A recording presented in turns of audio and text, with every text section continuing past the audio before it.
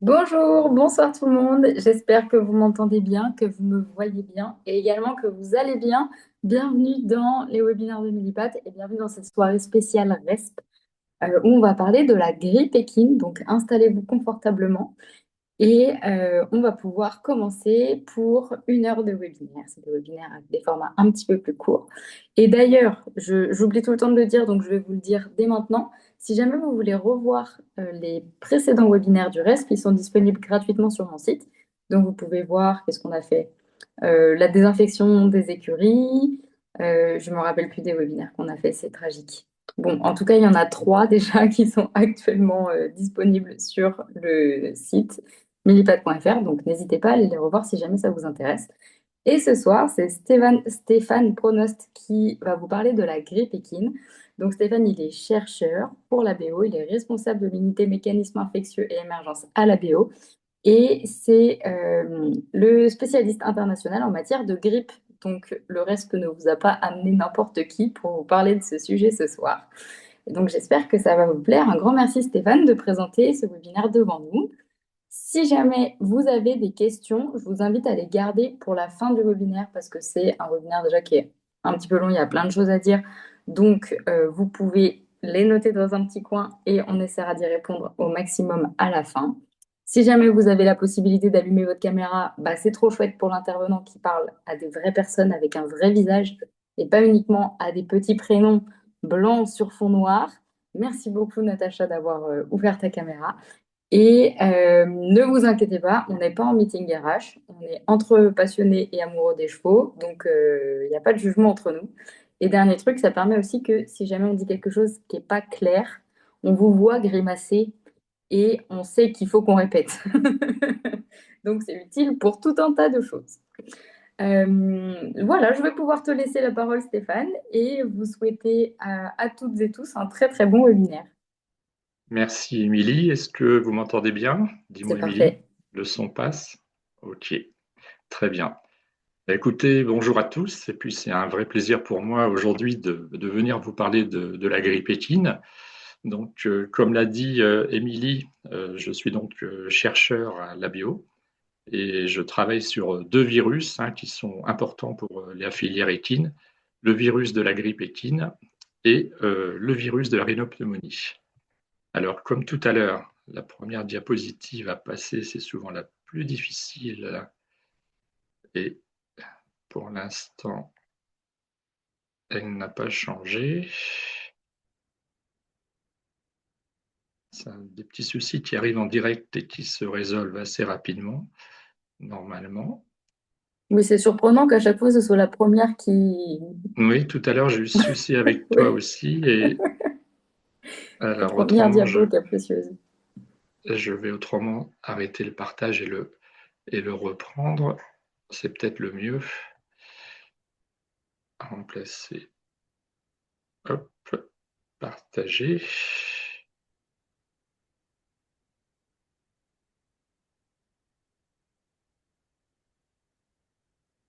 Alors, Même faire avec une. les touches de ton clavier, il veut pas.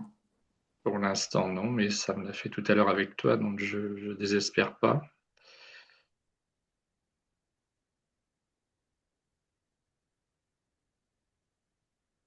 Ah, il me dit bien que je suis en train de partager l'écran. Je regarde si j'ai une autre possibilité de.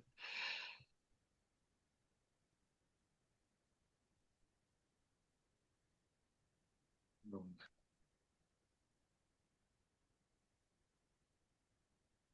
Sinon, est-ce que tu veux essayer de couper ton partage, passer la diapo et repartager?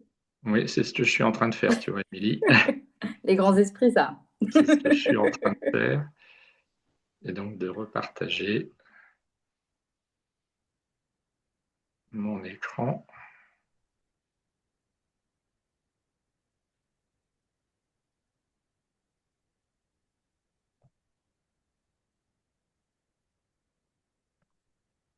Voilà, c'est bon? C'est bon, on est bien sur Super. le titre. Et ça a changé, voilà, sur la grippe équine. Eh bien, hop, on va passer à la suivante directement. C'est la bonne, Émilie, pour Super, toi, c'est celle dont on va parfait. parler? Très bien. Mhm. Et ben voilà, désolé pour ce petit peu de temps, c'est ce qui arrive de temps en temps. Moi, je voulais vous vous présenter cette petite diapositive. Je vais parler assez fort parce que j'ai le son. Il y a 100 000 personnes en train de regarder l'arrivée du cheval Blanche Dagan, qui est un cheval français qui a gagné au milieu de chevaux japonais à la Japan Cup de Tokyo. Et en plus, il a battu le record de la piste. Hein. Ce n'était pas arrivé qu'un cheval étranger gagne depuis plus d'une dizaine d'années. Mais si je vous dis ça, c'est pour deux raisons. Un, vous demandez d'excuser si j'ai un mot qui en remplace un autre, parce que je suis en plein jet lag. Et puis la deuxième, bah, c'est vous dire que l'activité autour du cheval, il y a bien sûr les chevaux qu'on adore avec le bien-être, mais il y a toute une série d'activités aussi dans les courses, dans le saut, etc. Et que la grippe peut être un virus qui peut venir perturber tous ces rassemblements. Et c'est vraiment un sujet qui est vraiment d'actualité, puisque quand j'ai préparé la conférence et que je l'ai envoyée à mes collègues, eh ben, j'allais démarrer en disant qu'il n'y avait pas de grippe en France depuis 13 mois. Et puis, pendant que j'étais au Japon, j'ai reçu des emails de mes collaborateurs au labo. Et comme vous pouvez le voir ici sur le site d'URESP, on a eu des alertes qui sont arrivées fin novembre. Et donc, actuellement, en France, la grippe est en train de circuler et je vais donc vous en parler un petit peu. Donc, voilà les alertes dans des différents départements, Charente-Maritime, la Sarthe. Ce qui fait que ça ne peut pas être plus d'actualité. Il y a quelques heures, le RESP, sur son site, a envoyé un appel à vigilance pour ce virus de la grippe en décrivant, alors je vous ai mis tout à l'heure, vous pourrez le noter, l'adresse du site du RESP pour ceux qui ne l'auraient pas déjà. Et on peut suivre également en direct tous les éléments d'information que l'on a aujourd'hui à notre disposition.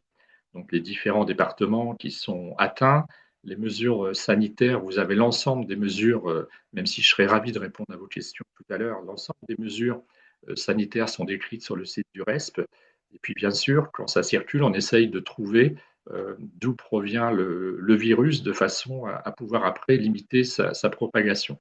Et ce qu'on appelle dans le bas de la diapositive le typage des souches qui est en cours, ça fait partie du travail qu'on réalise à la BE en tant que laboratoire expert pour typer le virus de la grippe équine et je vais vous expliquer pourquoi dans la conférence qui va suivre. Alors j'ai choisi de vous présenter cette conférence sur le virus de la grippe équine avec trois chapitres. Commencer par vous présenter le virus et la maladie, ensuite aborder les moyens de lutte contre cette maladie, et puis vous donner quelques éléments pour vous montrer comment on peut essayer demain d'être plus efficace pour lutter contre cette pathologie. Donc, je vais commencer par le virus de la grippe équine, et puis voilà, je vais tâcher de vous faire comprendre, sans faire un cours de virologie qu'on fait aux étudiants vétérinaires, comme peut avoir Émilie dans ses brillantes études de vétérinaire actuelles. Donc voilà, vous dire que le virus de la grippe équine, c'est un virus responsable d'une maladie respiratoire, hein, comme chez l'homme. Et puis vous avez sur la droite ce qu'on appelle l'épithélium cilié, hein, c'est ce qu'on a au fond du tractus respiratoire. Et la première petite image qui est sur la gauche, c'est celle d'une situation tout à fait normale. Et puis quand le virus de la grippe atteint le cheval, on commence par avoir la petite image du milieu, 3 jours après l'infection, où on voit déjà que l'épithélium a été abîmé et il est complètement abrasé 6 jours après. Et c'est pour ça que apparaissent l'ensemble des signes respiratoires que je vais vous décrire sur la diapositive suivante. Et donc ce virus, il entre donc par le tractus respiratoire pour atteindre les voies profondes. Et en entrant dans le mucus, il va atteindre l'épithélium et c'est un endroit où il va se multiplier et se propager.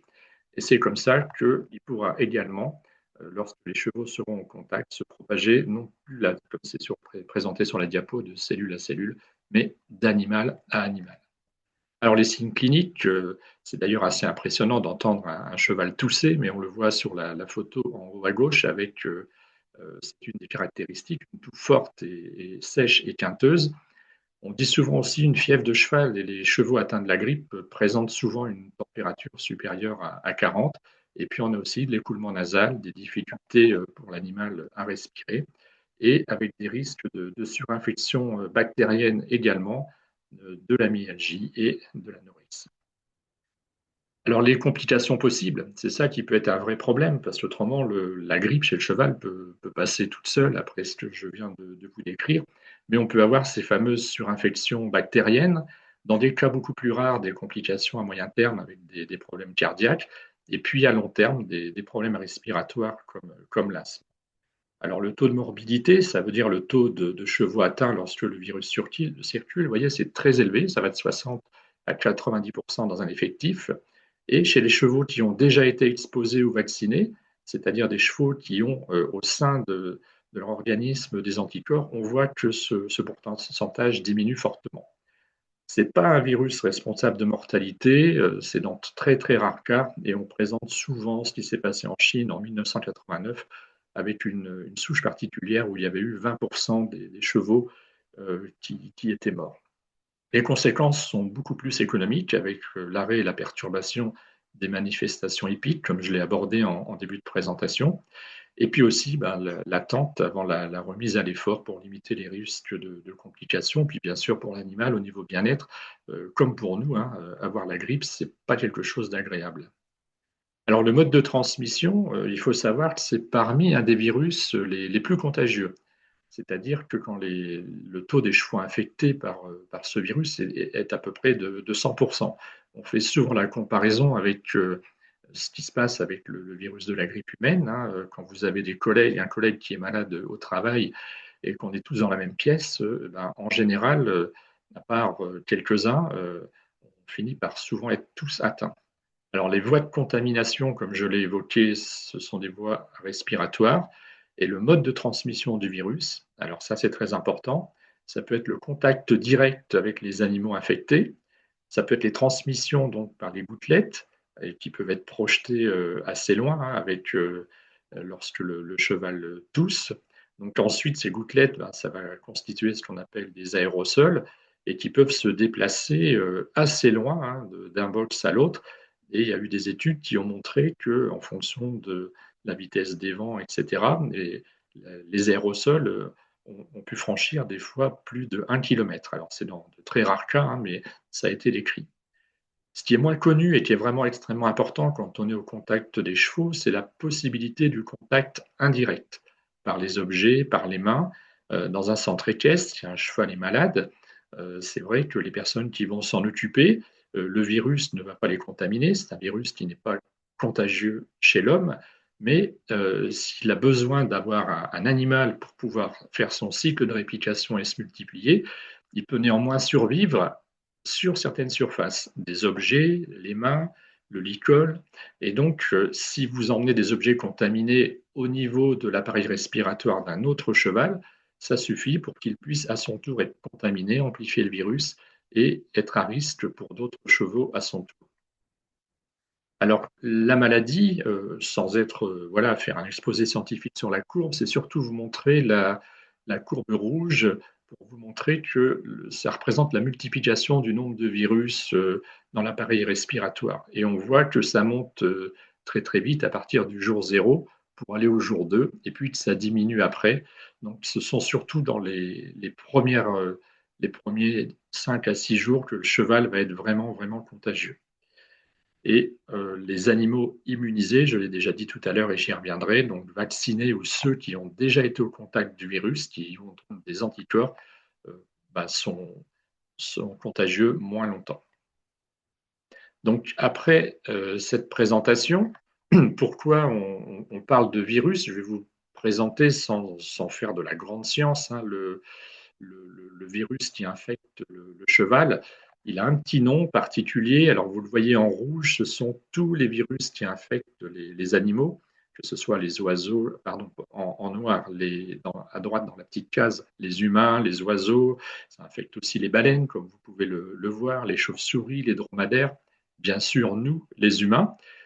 Et le cheval, vous pouvez voir qu'on voit en rouge 3 petits noms pour les virus qui circulent, H3N8, H7N7. Alors, si je vous parle de ça, ce n'est pas pour retenir tous ces noms de chevaux, mais pour nous qui travaillons sur ces virus, ce sont ces petits noms de codes qui nous servent à identifier les virus et à après réaliser des études pour voir si les vaccins qui sont utilisés sur le terrain sont efficaces. Et donc aujourd'hui, le virus qui circule partout dans le monde, c'est le virus H3N8 et on avait du virus H7N7 jusque dans les années 80, mais il ne circule plus. Donc le virus de la grippe qui infecte les chevaux a pour petit nom de code H3N8. H pour l'hémagglutinine et N pour la neuraminidase. Alors quand je donne un peu ces noms barbares, c'est la petite photo que l'on voit à gauche avec l'image d'un virus assez classique.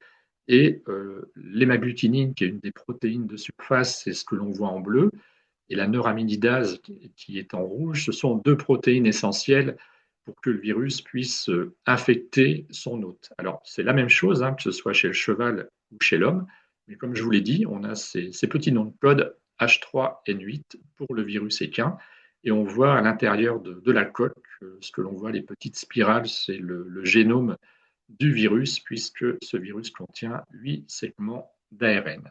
Et donc, ces deux protéines, hémagglutinine et neuraminidase, sont importantes dans le cycle du virus parce que c'est elles qui vont permettre l'attachement du virus sur les cellules de l'épithélium que je vous ai montré tout à l'heure, qui étaient attaquées et détruites et qui a entraîné tous les signes cliniques. Et pour aller très vite, vous voyez, si on part à gauche avec ce où c'est écrit avant, le virus va s'attacher à la membrane au niveau de la petite flèche rouge avec le C pour la membrane cellulaire. Il va entrer dans la cellule. Après, ce sont tous les aspects qu'on apprend dans les universités pour voir le virus se multiplier au sein de la cellule avec un petit passage par le noyau N, et c'est là qu'il se multiplie. Et puis après, il ressort de la cellule, et c'est là qu'il va ressortir au niveau respiratoire en plus grand nombre et infecter les chevaux au contact. Donc cette étape de multiplication est vraiment importante. Alors là, on en revient un petit peu au code que je vous ai donné tout à l'heure sur le virus de la grippe. Et c'est un code qui permet de différencier les différents virus. Mais après, quand on fait du séquençage du génome des virus, et là, j'ai mis souvenez-vous des variants lors du Covid. Hein. Vous vous souvenez, il y a eu le Covid, puis on a annoncé un nouveau variant, puis un suivant.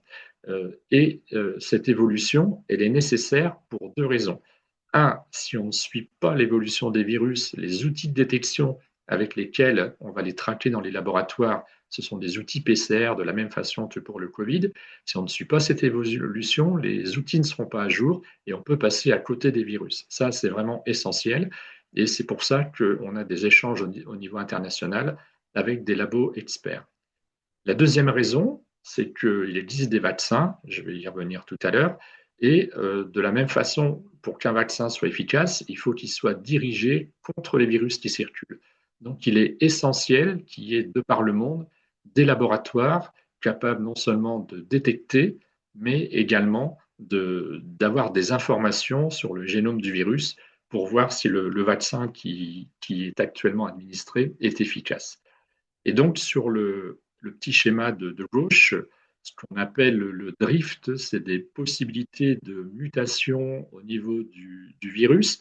Et les mutations, ça va se traduire comment? Ben, ça va se traduire par un changement qu'on appelle de conformation sur les protéines à la surface du virus et qui vont lui permettre ou non de reconnaître les récepteurs à la surface des cellules. Alors, tout ça, ça fait un petit peu peut-être un petit peu de science, mais il faut prendre vraiment l'image de la clé et de la serrure. Si le virus a à sa surface une certaine image de la forme d'une clé, pour qu'il puisse infecter l'animal, il faut qu'il trouve la bonne serrure. Et donc, il y a des changements qui peuvent s'opérer, donc soit au niveau de la surface du virus, c'est ce qu'on appelle le drift, soit sur la figure de droite, le shift, vous avez un virus chez un oiseau avec les couleurs violettes et orange, et un virus chez un humain avec des couleurs orange et bleu. Et quand ces deux virus infectent un même animal, un porc par exemple, ben, on peut avoir la naissance d'un virus totalement nouveau qu'on appelle un réassortant. Et c'est là qu'il y a le plus grand danger. Chez l'homme, ça a été la peur par rapport au H5N1 d'avoir un réassortiment comme ça avec des virus qui sont deux virus différents mais qui peuvent permettre de constituer un nouveau variant. Et chez le cheval, on n'a pas d'exemple aujourd'hui, mais il faut savoir que c'est quelque chose qui pourrait arriver. Donc maintenant, je vais aborder les différents moyens de lutte contre la maladie. Alors, parmi ces moyens de lutte, on a vu que la surveillance, elle est nécessaire, hein, parce que le virus est responsable, bon, de cas de mortalité dans les pays du tiers-monde. Nous, en France, voilà, j'ai eu à ma connaissance, moi, en 25 ans, un seul cas, hein, de mortalité d'un cheval. Et donc, je disais, c'est important de suivre l'évolution des virus de façon à bien voir s'il y a une émergence ou non de souches qui sont beaucoup plus pathogènes. Comme je le disais, hein, depuis la souche H3N8 en Chine, ça n'a pas été le cas. Alors, comment on fait cette surveillance? Eh ben, la surveillance, elle se fait sur le terrain, elle commence par, je pense, je dirais vous, autour de cet écran, hein, les propriétaires, parce que c'est les premiers signes cliniques, ce sont les signes d'alerte. Un cheval qui a de la fièvre, un cheval qui tousse, un cheval qui mouche. Et donc, bon, quand on est face à ça, à un moment donné, on appelle le vétérinaire qui va venir et puis qui va faire des prélèvements. Alors, pour la grippe équine, le prélèvement de choix, c'est les couvillons nasopharyngés que le vétérinaire va adresser au laboratoire et le laboratoire va réaliser un test PCR de façon à voir s'il y a présence ou non du virus. Parce que les signes cliniques, que ce soit pour la grippe ou la rhinopneumonie, les premiers signes d'appel sont les mêmes. Euh, donc, il faut bien savoir à quel virus on a affaire. Alors, à l'échelle de l'ABO, là où je travaille, on est le laboratoire d'appui du RESP, qui est le réseau d'épidémiosurveillance des pathologies équines, et qui fait cette surveillance au niveau national, et qui se base aussi sur un réseau de plus de 1000 vétérinaires répartis partout en France, et qui permet donc d'avoir une surveillance qui est assez unique, hein, par rapport à nos voisins en Europe. Le reste a été copié en Irlande, en Belgique, aux Pays-Bas, dans différents pays. C'est vraiment un système qui permet d'alerter quand on a une crise, et je vous l'ai montré par ce document, hein, qui a été publié aujourd'hui, où il y a des informations qui sont données pour alerter et être prudent par rapport au déplacement qui pourrait être fait par les chevaux. Alors, on a aussi un rôle à la BO d'appui en formant d'autres laboratoires pour être plus efficace sur le territoire. Et l'ensemble de ces laboratoires qui détectent les virus donnent ensuite les informations au niveau du RESP pour qu'il y ait des retombées sur le terrain. Donc ça, c'est vraiment un système de surveillance qui est très efficace et qui est la première, je dirais, étape, c'est-à-dire de bien détecter et d'identifier le virus. Donc détecter, identifier au niveau national. Donc voilà, on fait ensuite du séquençage pour essayer de voir à quel virus on a affaire. Et puis, je vous parlais au niveau international de l'importance, hein. On a vu tout à l'heure sur une photo des chevaux dans un avion. Donc, après nous, les humains, ce sont les chevaux qui voyagent le plus en avion. Et donc, on l'a vu avec le Covid, hein, quand on voyage aussi avec nos pathogènes. Et donc, un virus de la grippe peut comme ça faire le tour du monde assez rapidement.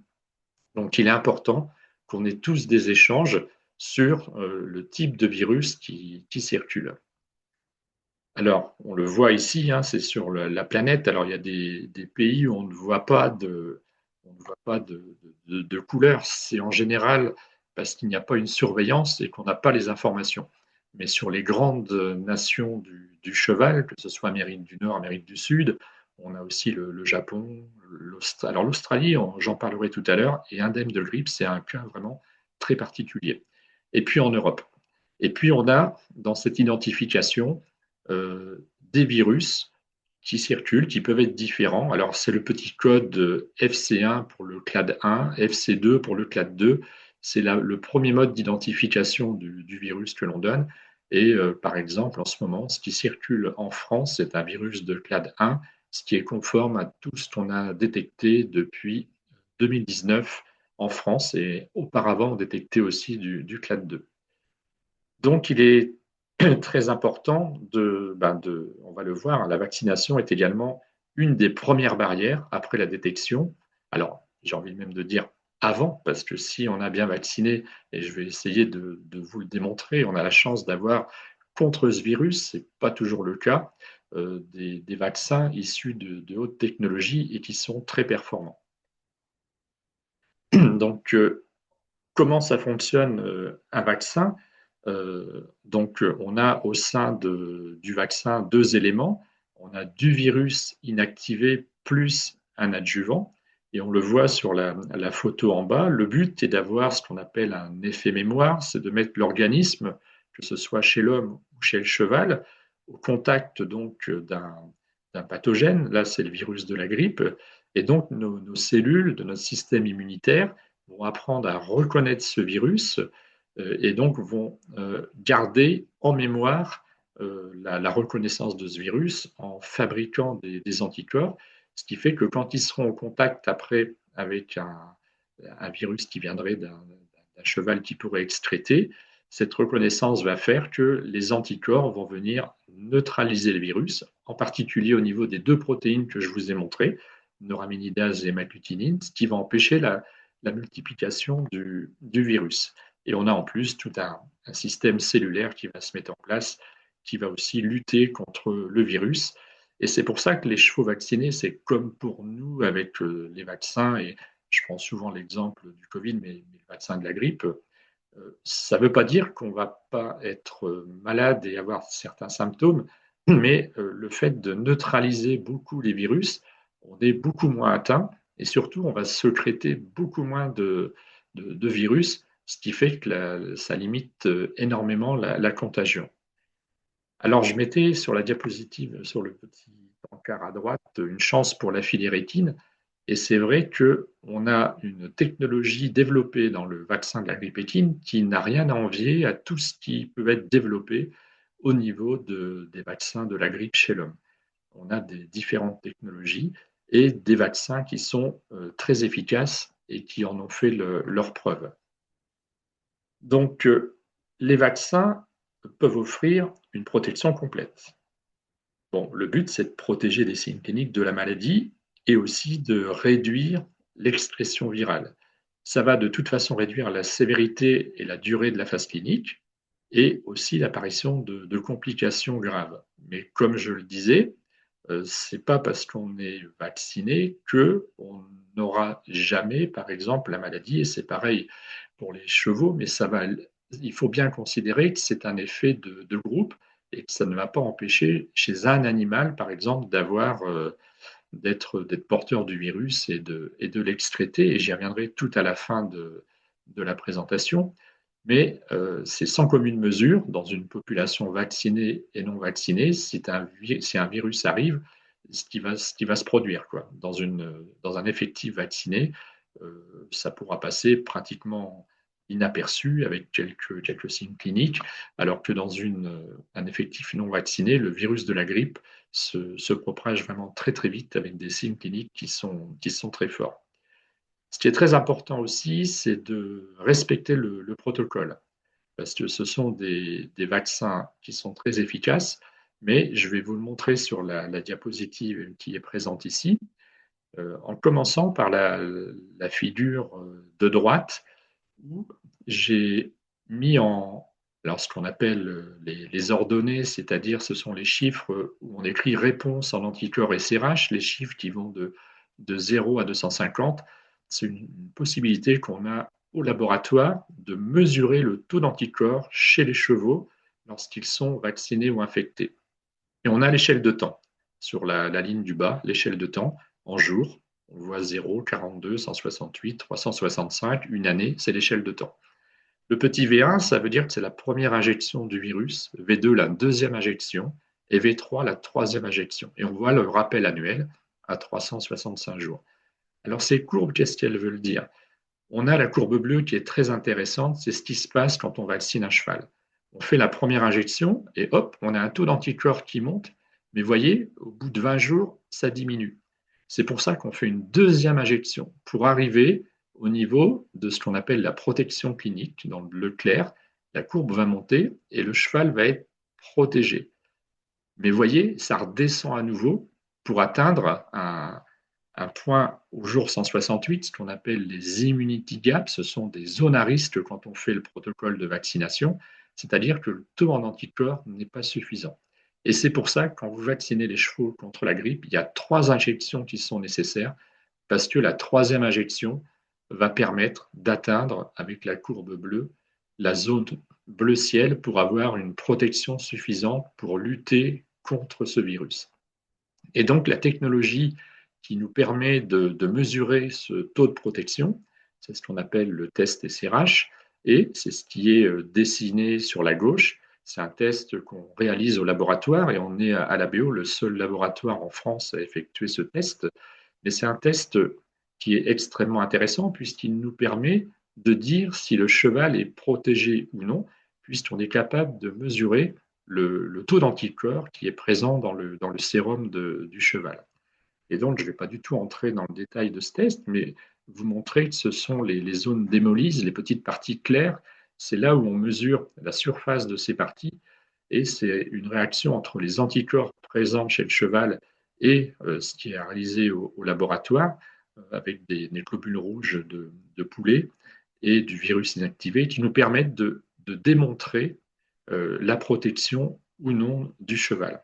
Et c'est ce qu'on appelle des corrélats de protection, parce qu'on est en train de lier la quantité d'anticorps dans le sérum de l'animal à une surface, et des études ont montré qu'en fonction de cette surface, le cheval était protégé ou non. Ce sont des études qui ont été réalisées dans les années 80 à l'Animal Health Trust à Newmarket en Angleterre, et nos collègues anglais ont donc permis de cette mesure pour voir si l'animal est protégé ou non. Alors, j'ai tout à l'heure parlé de l'importance dans la vaccination de la protection individuelle et collective. Et donc, sur ce petit schéma, on voit bien que lorsque on a une population de chevaux qui sont éloignés, population 1 et population 2, donc je vous laisse le temps de les identifier, 1 à gauche, 2 à droite, avec au milieu les chevaux verts, et on a toute cette zone de chevaux qui sont verts, qui sont vaccinés. Et si on regarde ce qui se passe en dessous, avec le cheval de la population 1 qui est infecté, bon, ben, le virus va pouvoir circuler, mais comme la population a été vaccinée, il y a une atténuation qui est observée, qui fait que la population 2 va être protégée, parce qu'on est vraiment sur la protection collective. Ce qui n'empêche pas, vous voyez, le premier cheval au contact, voilà, lui qui peut avoir des signes cliniques, etc. Mais on va avoir une diminution importante de l'expression et des signes cliniques qui va protéger les autres chevaux au contact. On a à côté le même cas de figure avec au milieu en blanc un petit cheval qui est présent, celui que j'ai appelé le responsable, qui lui n'a pas été vacciné. Donc, contrairement aux chevaux en vert vaccinés, le cheval blanc n'est pas vacciné. Et donc, qu'est-ce qui se passe? Eh bien, quand on a ce phénomène d'atténuation, quand le cheval blanc non vacciné va être atteint, lui ne va pas avoir ce phénomène d'atténuation, il va excréter beaucoup de virus et on repart avec un taux important de virus, ce qui fait que la barrière liée à la vaccination ne remplit pas son rôle, et c'est ce qui fait que le cheval de la population 2 sera à son tour contaminé. Et ce sont des études et des schémas que je dois à mon collaborateur Romain Payot, qui a travaillé à l'ABO avec nous pendant des années et qui était une des personnes qui a fait les validations des vaccins grippe à l'Animal Health Trust entre les années 2006 et 2016. Alors, on revient un petit peu à cette histoire de protection avec les anticorps dirigés contre le virus, l'image de la clé dans la serrure. Et vous voyez que pour une protection efficace, c'est ce que l'on voit au milieu avec le virus et avec le H1 antigène, c'est-à-dire l'hémagglutinine à la surface du virus en bleu ciel, et vous avez en vert l'anticorps qui correspond parfaitement à cette hémagglutinine, et donc il neutralise le virus. Là, le cheval va être protégé. Si à l'inverse, on a un variant, un nouveau virus qui arrive avec à sa surface un design qui est différent, vous voyez en violet, ça ne correspond plus du tout aux anticorps qui seraient présents dans le vaccin. Là, à ce moment-là, on peut avoir une perte d'efficacité. D'où l'importance, et j'ai beaucoup insisté, de faire cette surveillance des virus qui sont présents sur le territoire, leur séquence et de pouvoir bien les identifier. Là, je reviens juste sur l'importance aussi de schéma. Parce qu'on a souvent la question, est-ce que je peux m'arrêter à 2 injections pour mon cheval? Est-ce qu'il va être protégé? Et on voit très bien avec ce cheval que si on veut une vaccination efficace, il faut absolument respecter les 3 injections. Il faut également respecter le laps de temps pour les jeunes chevaux, c'est-à-dire qu'on recommande de ne pas vacciner avant 6 mois, sauf en cas de crise. On peut éventuellement vacciner de façon un peu plus précoce, de façon à faire produire au cheval des anticorps. Mais ce qu'il faut savoir, c'est bien mis dans les notices, c'est qu'il faut reprendre, après avoir fait cette injection, le protocole des 3 injections nécessaires. La première, elle va permettre de produire des anticorps, mais elle ne compte pas, elle est faite de façon prématurée. Il peut y avoir des anticorps maternels qui neutralisent l'efficacité de ceux-ci, et donc il faut reprendre les 3 injections. Alors, le virus, en 2019, a circulé en Europe et en particulier en Angleterre. Et en France, on a eu des cas de grippe, hein, il y a eu 50 déclarations, mais aucune activité n'a été perturbée. Il y a eu les concours, il y a eu les courses, alors qu'en Angleterre, c'était jamais arrivé depuis, je ne sais même pas si ça s'était produit avant, mais ils ont eu, eux, une interruption des courses pendant plusieurs semaines. Et donc ça, l'hypothèse que l'on a fait par rapport à cette différence entre deux pays qui sont au niveau de l'activité de ce qui se passe dans le monde du cheval, on peut un petit peu les comparer.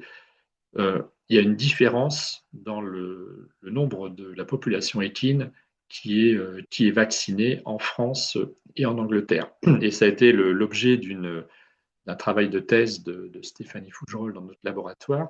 Elle avait fait une étude sur plus de 3000 chevaux et pu démontrer un taux de protection des chevaux qui avoisinait les 87%, ce qui est énorme et ce qui permet d'expliquer pourquoi on a vu une meilleure protection que nos collègues anglais.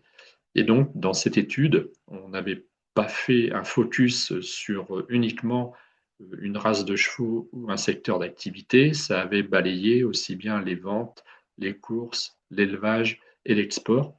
Mais ce qui est intéressant de voir, c'est peut-être le petit rectangle rouge en bas, où on voit que les chevaux de plus de 2 ans sont beaucoup mieux protégés, puisqu'on atteint les 67% plus les 28%. On a vraiment une très bonne protection, alors que les jeunes poulains, et ça on le sait, hein, sont beaucoup plus susceptibles à la maladie s'ils rencontrent le virus. Donc, on était dans comment lutter contre la maladie.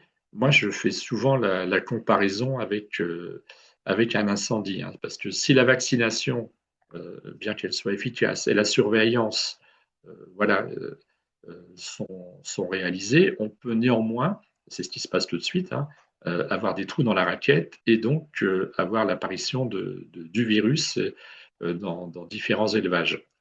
Et donc là, ce qu'il faut surtout, c'est un petit peu à l'image de l'incendie, c'est éteindre tout de suite le feu. C'est-à-dire qu'il faut éviter que ça se propage. Il ne faut pas laisser les chevaux infectés sortir de ces endroits. C'est un des virus les plus contagieux sur la planète. Et donc, si jamais on va dans un rassemblement ou autre, avec des dizaines ou des centaines de chevaux et que tout le monde repart chez lui après, ça peut être comme ce qu'on a vécu en 2019. On peut avoir mais des spots avec des chevaux contaminés un petit peu partout dans le pays. Donc surtout, il faut essayer d'éteindre l'incendie le plus vite possible, c'est-à-dire limiter la propagation du virus, parce qu'après, il est trop tard. Quand ça échappe, voilà, on est un petit peu dépassé par les événements. Alors, tous les facteurs qui favorisent la transmission du virus, on a l'exposition à des chevaux qui sont récemment importés. C'est une des suspicions pour un des cas qui se passe actuellement. C'est un cheval en provenance d'Espagne qui serait responsable en partie de ce qu'on observe aujourd'hui. La participation à des compétitions, et donc si un cheval contaminé et que tout le monde retourne après chez soi, voilà, on peut disséminer le virus. C'est l'exemple de la crise de 2019 en France. On peut aussi, chez des chevaux qui sont vaccinés, s'ils sont un peu immunodéprimés suite à une maladie antérieure ou à un voyage ou un entraînement intense, être plus susceptibles à la maladie, comme chez l'homme. Alors, on sait que les mâles sont plus à risque que les femelles. Et puis aussi, s'il n'y a pas eu de vaccination dans les derniers mois, ou que l'âge de la première vaccination, je l'ai évoqué tout à l'heure, est fait avant les 6 mois ou après 18 mois, ça augmente le risque chez le cheval. Et puis, ben, la saisonnalité, il y a plus de grippe en hiver également. Et puis, l'emplacement des chevaux, s'ils sont sous le vent. On a évoqué les gouttelettes tout à l'heure, avec la dissémination de ces gouttelettes qui contiennent le virus. Ça, c'est vraiment quelque chose qu'il faut aussi éviter autant que faire se peut, mais on sait que ce n'est pas toujours évident, hein, entre la place dans les installations et ce qu'on peut réaliser en termes de biosécurité. Et la biosécurité, c'est tout cet ensemble de mesures qui font qu'on va pouvoir limiter la propagation du virus. C'est un petit peu l'image du gruyère qui avait été montrée ici pendant le Covid, c'est-à-dire que la vaccination qu'on voit en orange est vraiment la grande barrière et la mesure la plus efficace. Mais voilà, à elle seule, on le voit avec la crise qui existe aujourd'hui, ça ne suffit pas. Donc, il faut de la communication. La communication, c'est quoi? C'est quand on a dans un effectif un virus qui circule, pour éviter de contaminer les autres chevaux, c'est bien expliquer au personnel les risques avec le portage manu-porté, c'est-à-dire le virus sur les mains, sur des ustensiles. Il y a vraiment un risque. C'est dire aussi qu'il faut commencer par s'occuper des chevaux sains, terminer par les chevaux contaminés. C'est aussi éviter que les animaux circulent, les chiens par exemple, qui peuvent aller d'un cheval à l'autre.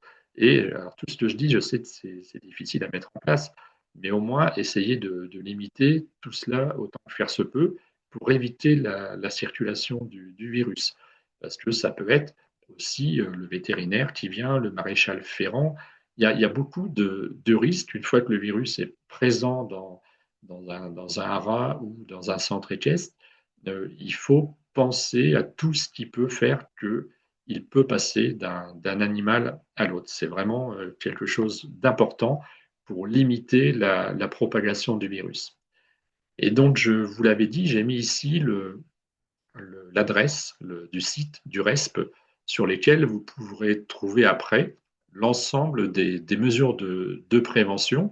Alors, elles sont souvent similaires pour différents virus, que ce soit le virus de la rhinopneumonie ou celui de la grippe équine.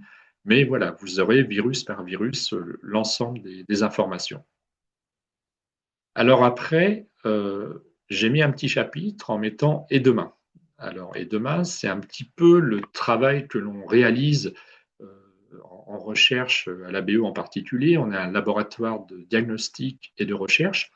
Et donc, si on détecte le virus et qu'on le traque de façon à bien l'identifier pour vérifier que les vaccins utilisés sont en adéquation avec le virus qui circule, on a aussi des travaux où, sans changer la composition des virus, on essaye d'améliorer le rôle du vaccin. Et ça a été la thèse de Flora Carnet, qui a soutenu il y a maintenant 3 ans. Elle a testé des molécules qui sont des adjuvants qui vont favoriser la réponse immunitaire. Et pour faire simple, on voit en rouge à droite la courbe avec le taux d'anticorps, où on a une bonne protection de l'animal avec le vaccin tout seul. Et on voit en bleu ciel ce qui peut se produire quand on a ajouté cette molécule qu'elle a testée, où on a une protection qui est encore plus forte. Alors aujourd'hui, c'est quelque chose qui n'est pas utilisé classiquement sur le terrain, mais c'est vraiment intéressant d'avoir ce type de réponse parce que face à un virus qui serait plus contagieux, on a quelque chose qui pourrait nous permettre d'avoir une réponse augmentée et donc une protection meilleure de l'animal pour un virus plus contagieux. On réalise également des travaux de recherche pour améliorer la rapidité et des données de séquençage. Je vous ai dit que c'était important d'identifier les variants et on collabore avec des gros centres de recherche comme l'INRAE. Et là, vous voyez mes collègues au laboratoire en train de faire ce qu'on appelle du séquençage et sur des technologies qui, avant, nécessitaient d'envoyer dans des entreprises spécialisées nos petits bouts de virus pour qu'ils nous donnent la séquence. On réalise maintenant tout ça au laboratoire de façon assez rapide de façon à identifier le virus. Et on a les technologies les plus à la pointe. On réalise ça sur des appareils qui font la taille d'un smartphone aujourd'hui et on identifie donc le virus qui circule. Et l'autre élément essentiel, je vous en parlais tout à l'heure, c'est la collaboration internationale. Et au niveau international, de même on a l'Organisation mondiale de la santé chez l'homme, il existe dans le monde animal un organisme qui s'appelle l'OMSA, l'Organisation mondiale de la santé animale, avec en Irlande euh, la responsable de la grippe équine, qui est le professeur Anne Cullinan, que l'on voit à gauche, sur la photo de gauche en noir. Et comme je vous le disais en introduction, on rentre avec mon directeur Guillaume Fortier du Japon, où on a réalisé également un jumelage avec nos collègues de la Japan Racing Association, où ils sont également experts OMSA pour la grippe équine. Et donc tout ça nous permet de partager très très vite les informations sur les virus qui circulent.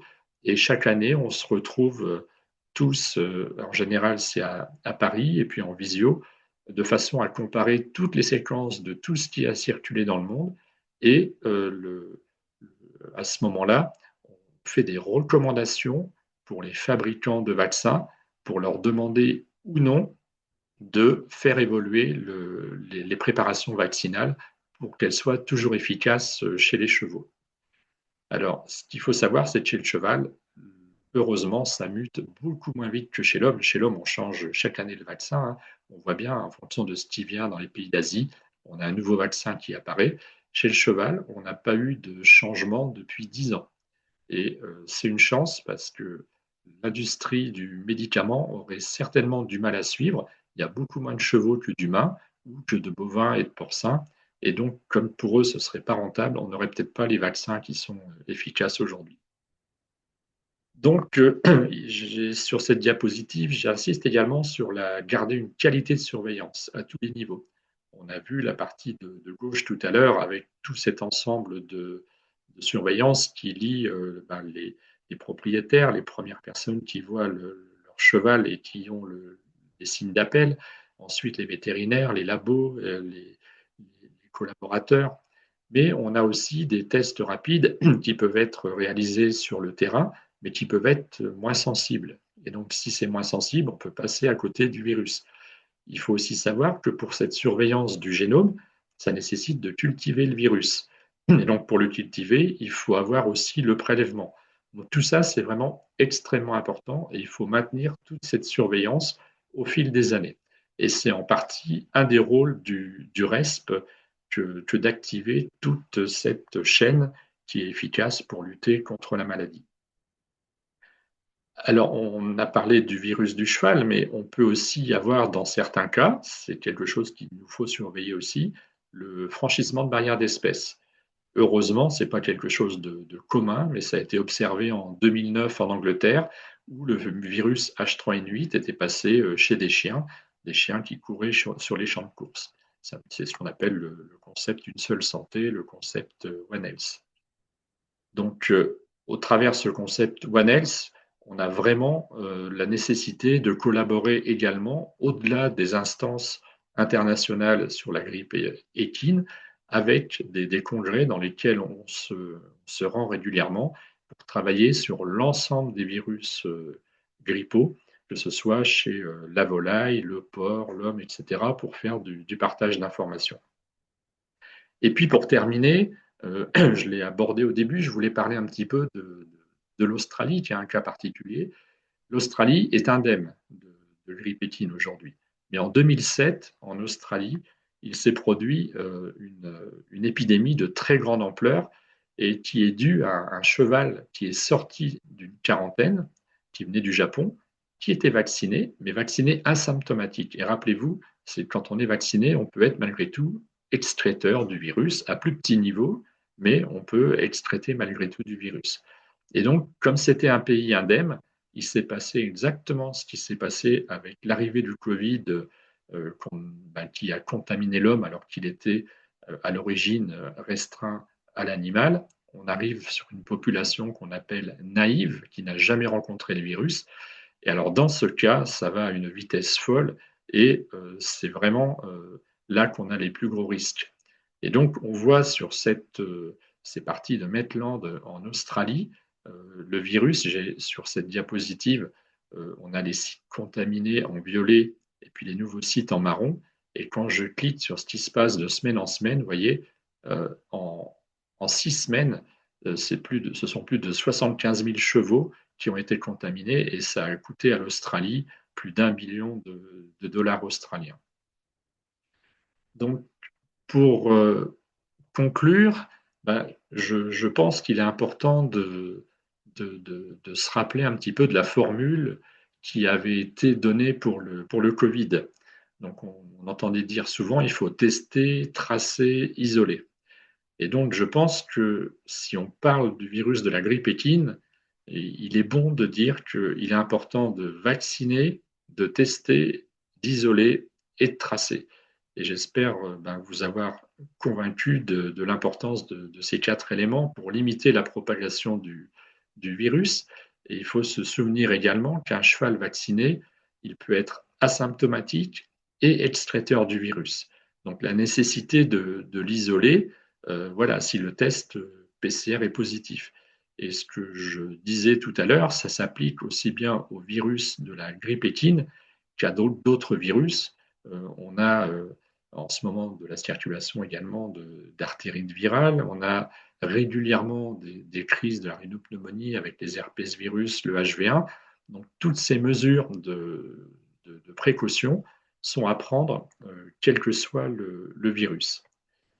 Et donc, tout à l'heure, je disais que c'était un virus qui était vraiment d'actualité. On a ici l'appel à vigilance qui a été rédigé ce soir par le RESP. Ce sont des experts qui se réunissent et puis qui décident, au vu des informations qu'ils ont, de faire un appel à vigilance qui apparaît sur ce réseau, comme je le disais, qui est unique au monde. Hein. Le RESP, il existe depuis maintenant 1998. Et donc, ce modèle où on peut informer toute une filière sur ce qui circule dans un pays, c'est vraiment pas commun et ça nous est envié par pas mal de nos collègues à l'étranger. Donc aujourd'hui, il a été écrit que compte tenu de ce qui est observé, ben, les mouvements survenus dans les différents foyers avant l'apparition des symptômes et des potentiels contacts avec d'autres animaux pendant la période d'incubation, notamment lors de rassemblements ou lors du transport depuis l'Espagne. Donc, c'est-à-dire qu'il y a eu des mouvements de chevaux qui ont entraîné donc l'arrivée du virus en France. Donc, ce qui a été fait, c'est qu'il y a déjà des chevaux, des effectifs. C'est apparu, oui, pardon, dans des effectifs qui étaient partiellement vaccinés et qu'ils reviennent sur le caractère hautement contagieux de cette maladie. C'est celle qui est la plus contagieuse hein, chez le cheval. Donc il y a cet appel à vigilance qui est réalisé par rapport ben, aux meetings d'hiver qui arrivent hein, avec les courses. Et le reste insiste beaucoup sur la mise en place de mesures de précaution. Euh, donc, en particulier aussi pour les équidés vaccinés, il faut prendre toutes les précautions et la possibilité de faire un rappel vaccinal. Et je redis que s'il y a un rappel qui est fait ou un début de vaccination chez les jeunes poulains, il faut vraiment, mais là les vétérinaires le savent bien, se conformer aussi aux 3 injections si c'est chez un jeune poulain et que dans une période à risque, on souhaite le vacciner avant les 6 mois. Euh, pour permettre le suivi optimal de la vaccination, il est aussi dans l'intérêt de tous de déclarer tout cheval présentant des signes évocateurs d'une maladie respiratoire. Ça, c'est un point très important et c'est vrai qu'on hésite quelquefois peut-être à déclarer un animal qui est positif, mais ce qu'il faut savoir, c'est que s'il y a un foyer quelque part et que la vie normale continue, de toute façon, ça sortira du foyer, ça apparaîtra autour et ça finira par être détecté. Et donc, il faut vraiment, c'est l'image, moi j'insiste toujours dessus, l'image des pompiers qui arrivent, qui éteignent l'incendie. Il faut garder ça sur le site et éviter que ça puisse contaminer les voisins. En dernier lieu, l'enquête se poursuit et nous ne manquerons pas de vous tenir informés de l'évolution de ces foyers. Voilà, le RESP est en alerte permanente. Il y a une cellule de crise dans ces cas-là qui est constituée. Et donc, régulièrement, et on peut le suivre sur le site du RESP, les alertes seront données sur les nouveaux foyers qui peuvent apparaître en espérant que ce ne sera pas trop important. Je voulais, pour terminer, remercier mes collègues, collaborateurs, l'ensemble des personnes à la BO qui participent également à tout ce travail et qui me permettent de faire devant vous cette présentation, que ce soit mes collègues des services de diagnostic ou du pôle RDI, que vous voyez ici sur la diapositive de gauche, avec Stéphanie Fougerolles à droite. Donc on a ici 5 de mes derniers doctorants qui ont travaillé, que ce soit sur la grippe équine ou la rhinopneumonie, mais qui permettent d'apporter de la connaissance et donc de vous présenter cette conférence et également des docteurs vétérinaires qui, sur le terrain, nous permettent d'échanger et d'avoir ce regard qui n'est pas uniquement un regard de laboratoire, ce qui serait totalement insuffisant.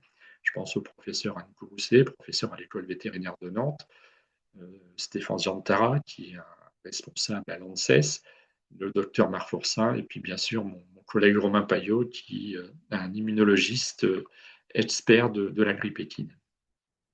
Donc voilà, je vous remercie pour votre attention et puis je vais redonner la parole à Émilie et tenter de répondre à vos questions si vous en avez.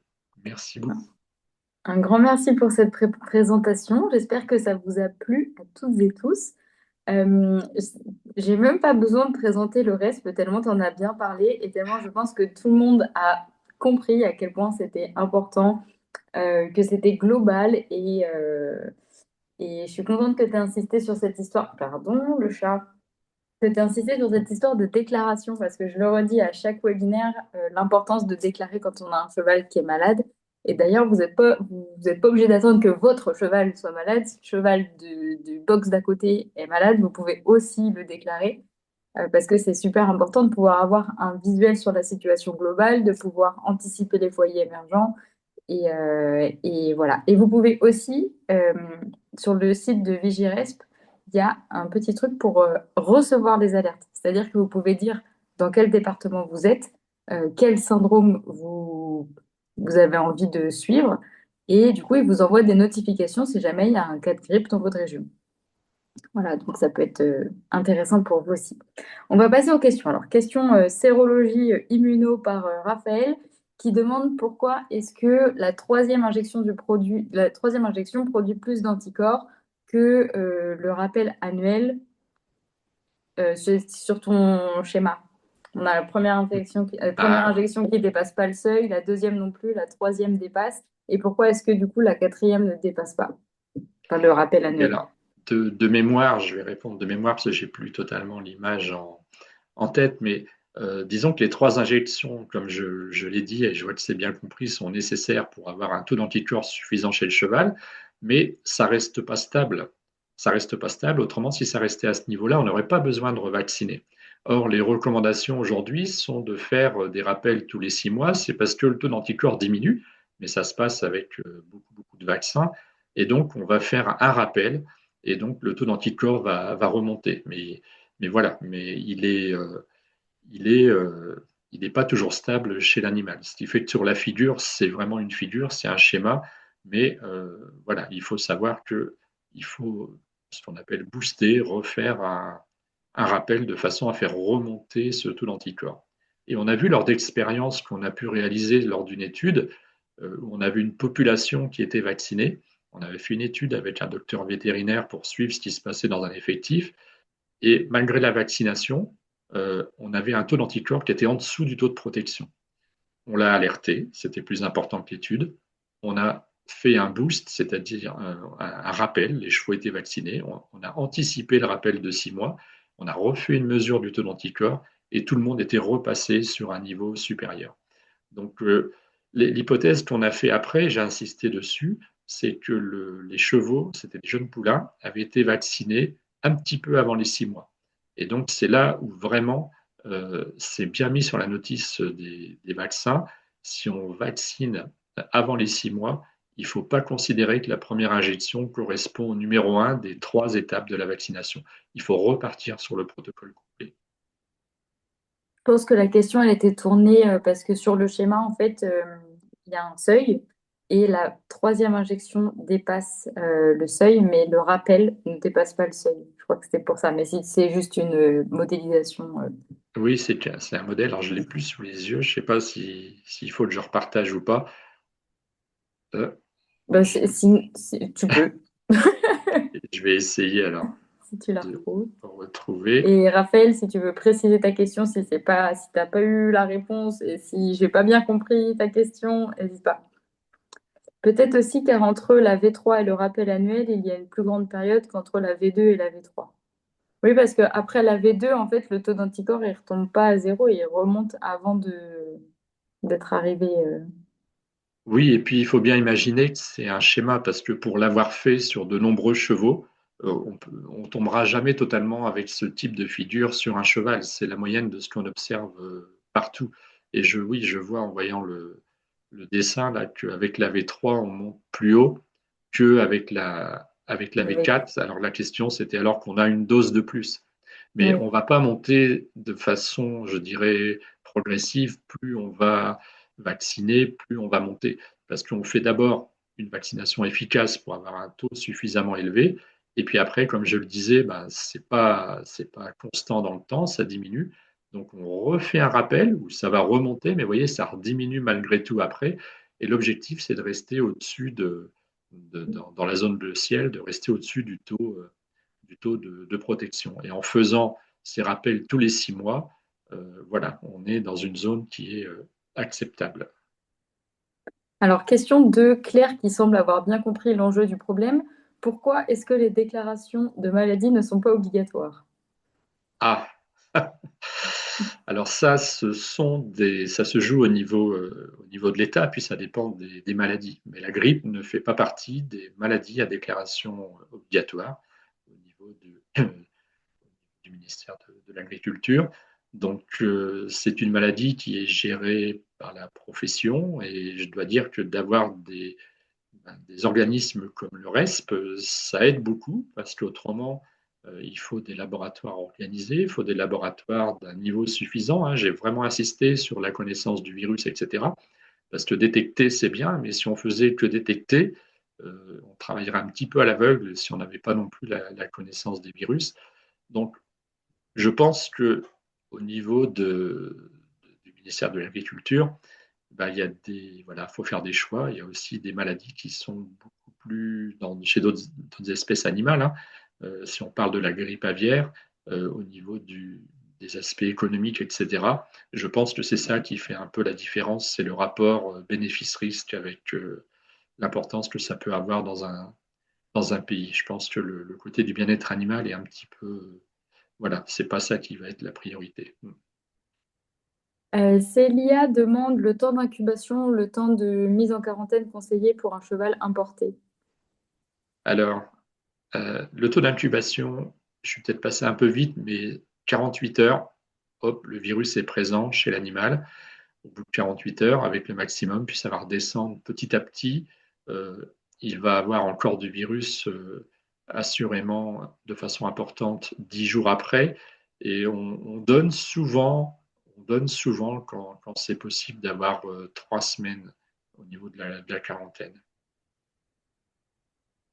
Super. Et dernière question, pouvez-vous réexpliquer la différence entre drift et shift, s'il vous plaît? Ah oui, je suis passé un peu vite aussi. Alors, je vais regarder si je peux retourner sur la diapositive aussi. Ce sera plus facile.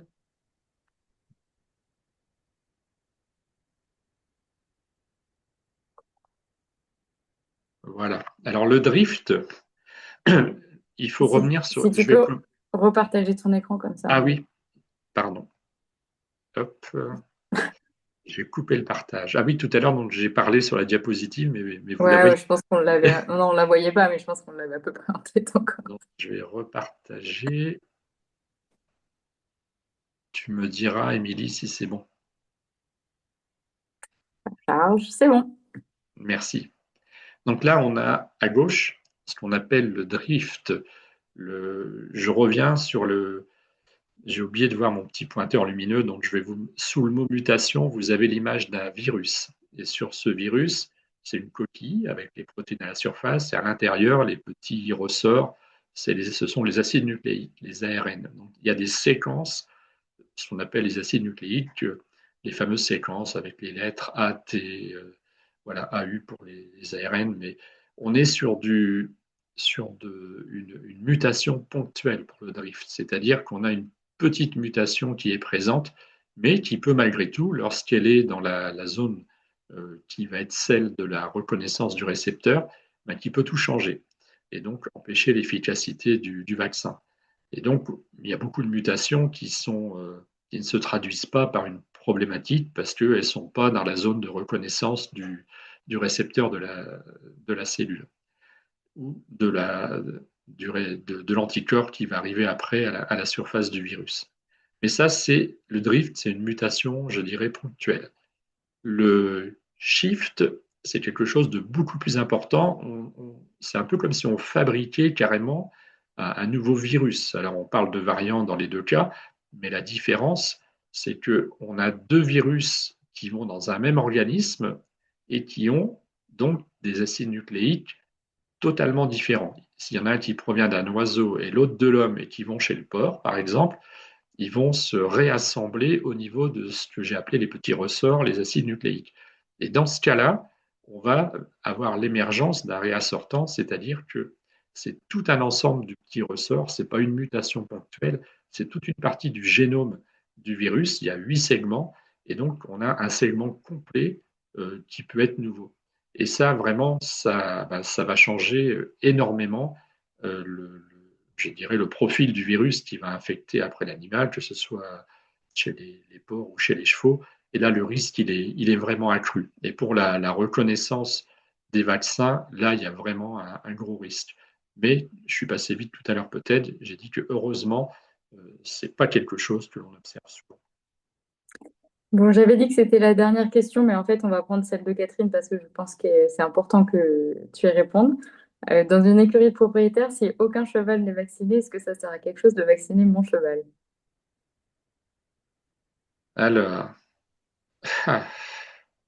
euh, j'ai insisté beaucoup sur la démarche, non pas individuelle, mais collective. Et donc là, on est sur une démarche qui serait individuelle. L'avantage, c'est que ça va procurer une meilleure protection pour le cheval qui va être vacciné. Parce que si le virus arrive dans l'effectif, euh, autant les autres vont avoir des symptômes forts, forte fièvre, excréter beaucoup, risque de surinfection, etc.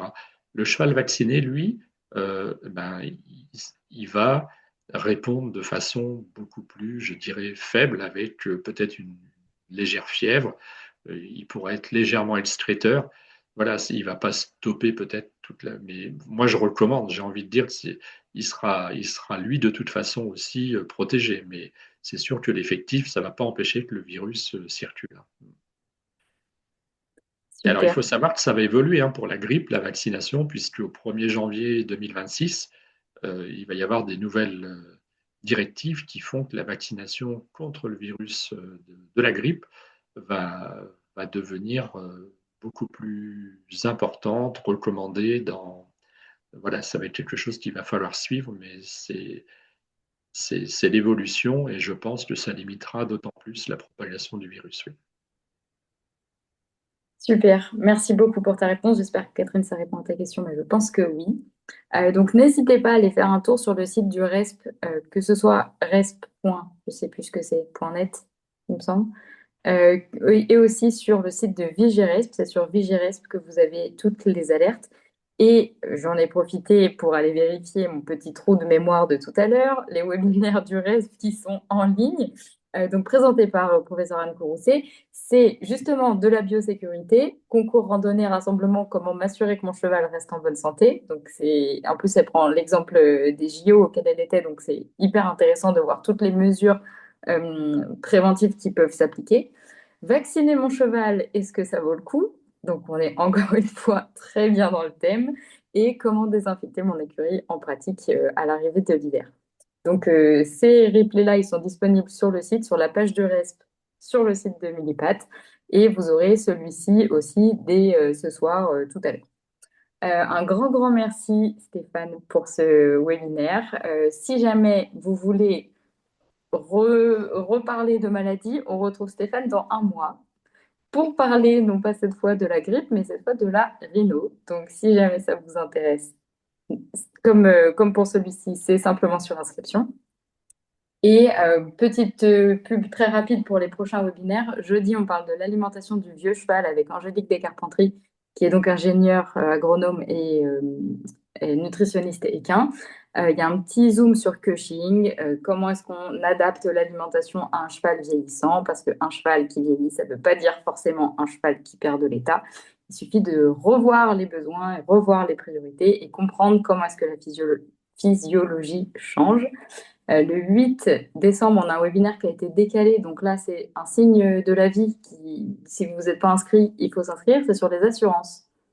Pour enfin y comprendre quelque chose, à qu'est-ce que c'est les RCPE, qu'est-ce que c'est les garanties d'essai, les garanties invalidité, etc., etc. Pour vous, comme pour votre cheval, Maître Jeanne Mercier, qui est donc avocate spécialisée en droit équin, vous et en droit des assurances, va vous parler de tout ça. Et enfin, alimentation chien-chat le 11 décembre par encore une ingénieure agronome spécialisée en nutrition animale. Je les aime bien. Je collectionne les intervenantes ingénieures. Un grand merci. J'espère que ça vous a plu. Et puis, ben, on retrouve Stéphane le mois prochain pour nous parler de la rhinopneumonie. Et voilà, je vous souhaite une très bonne semaine et encore merci Stéphane. Merci à toi, Émilie, et merci à tout le monde pour votre participation. Et rendez-vous donc pour parler de la rhino, sujet favori. Bonne soirée.